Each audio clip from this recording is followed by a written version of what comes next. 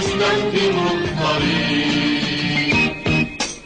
وأنت يا صديق إن كنت حينا سائقا أو كنت حينا ماشيا، لا بد أن يكون شعارك المطلوب الأمن والسلامة، الأمن والسلامة لكل من يستخدم الطريق.